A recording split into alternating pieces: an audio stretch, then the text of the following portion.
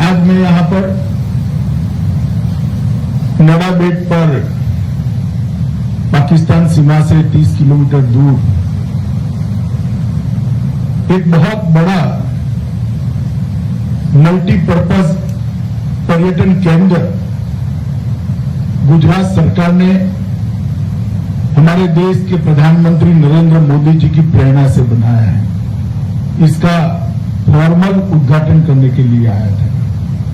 वैसे तो यहां यात्रियों का आना जाना लगभग दिसंबर जनवरी माह से चालू है। हर रोज लगभग 10,000 यात्री आते हैं। कुछ दिन वो आंकड़ा 20,000 को भी क्रॉस कर।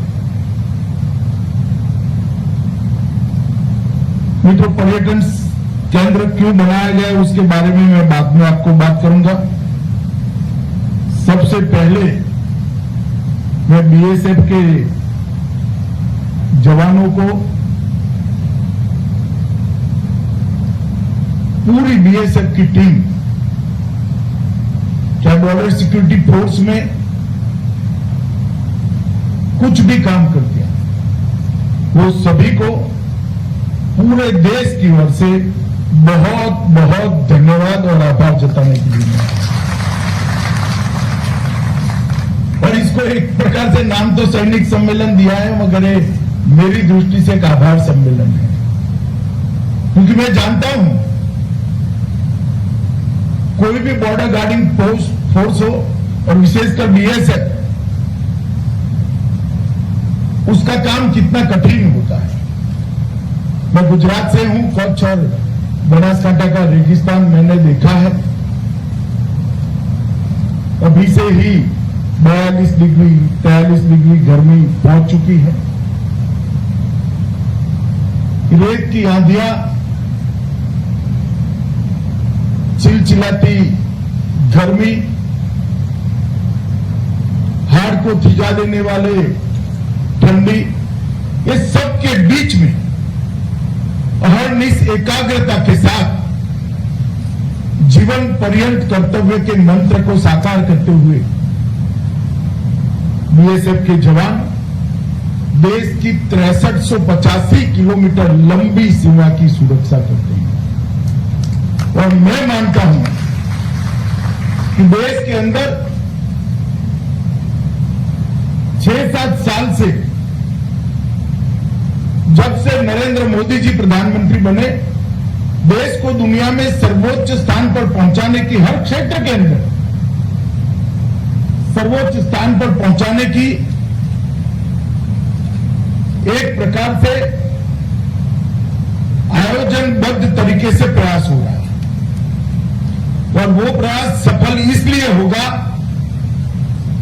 कि बॉर्डर गार्डिंग फोर्स के मेरे जवान सीमा पर अभेद सुरक्षा का सुदर्शन चक्र लिए हुए खड़े हैं। आप सीमाओं की सुरक्षा करते हो, इसीलिए सीमा के अंदर विकास संभव हो। अरे तो ये सीमा है जहां उत्कृष्ट पराक्रम बीएसएफ और सेना के लोगों ने किया है।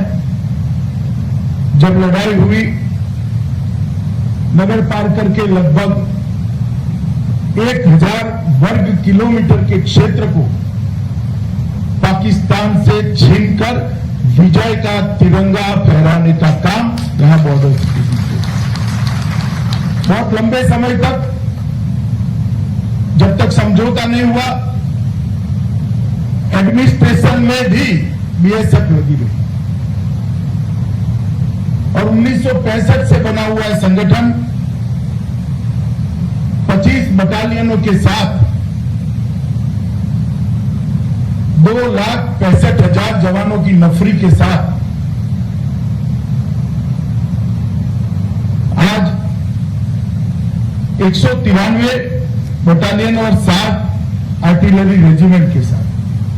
मित्रों, ये संगठन 2,65,000 की नफरी, ये भारत की सुरक्षा की गारंटी है, ऐसा पूरा देश और देश का हर नागरिक मानता है। कश्मीर घाटी में घुसपैठ रोकनी हो, नॉर्थ ईस्ट में और कुछ वामपंथी उग्रवादी क्षेत्रों में आंतरिक सुरक्षा को संभालना हो, भारत बांग्लादेश अंतर्राष्ट्रीय सीमा पर दोनों देशों के रिश्ते न बिगाड़ते हुए देश के सभी हितों की सुरक्षा करनी हो, क्रीट के कठिन क्षेत्र के अंदर भी घुटनों तक दलदल में घंटों तक चलकर वहां पर सजगता बरतनी हो। मैं नहीं मानता विश्व में इतने कठिन से कठिन स्थितियों में काम करने वाला कोई सीमा सुरक्षा बल होगा, वो केवल और केवल बीएसएफ होगा। और इसलिए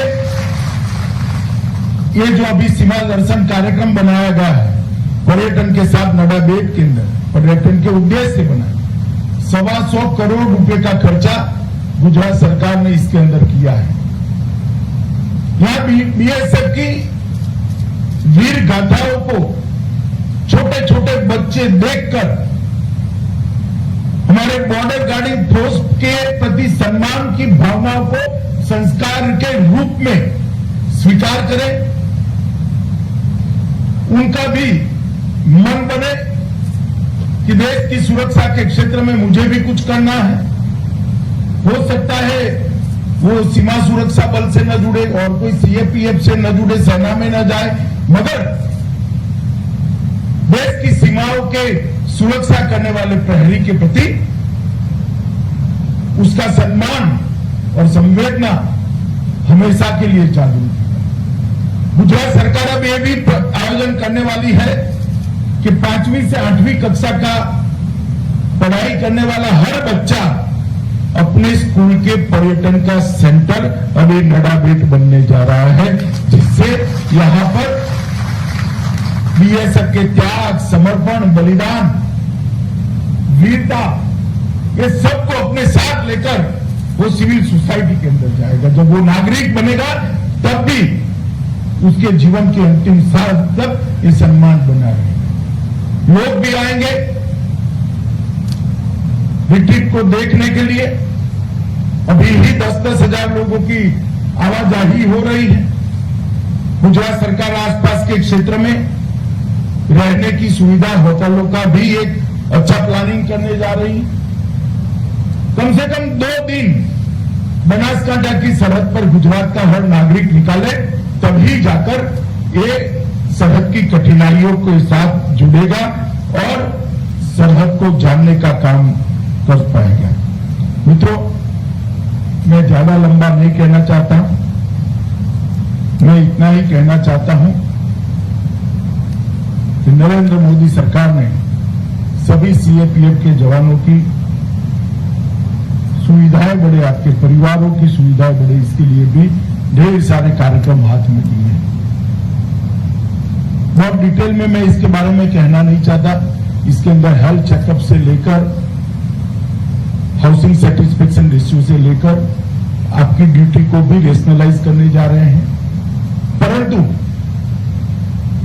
आयुष्मान सीएपीएफ का जो कार्यक्रम है उसको पॉपुलर बनाना आपके हाथ में। मैं मानता हूं बीएसएफ के सभी जवानों को कार्ड पंकज सिंह जी मिल गए होंगे, परिवार के कार्ड हैं।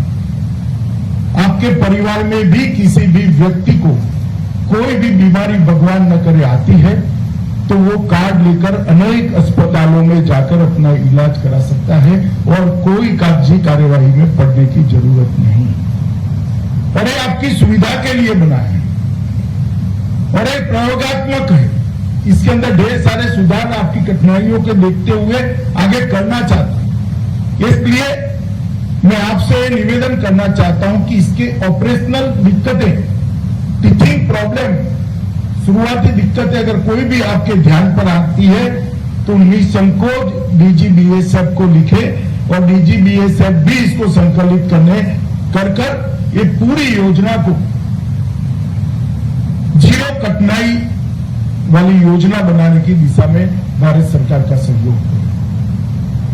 मित्रों, फिर से एक बार पूरे देश की ओर से, प्रधानमंत्री मोदी जी की ओर से और गृह मंत्रालय की ओर से बीएसएफ के सभी जवानों के देशभक्ति और कठिन परिस्थिति में कर्तव्य निभाने के जज्बे को मैं सैल्यूट कर मेरी बात को समाप्त करता हूं।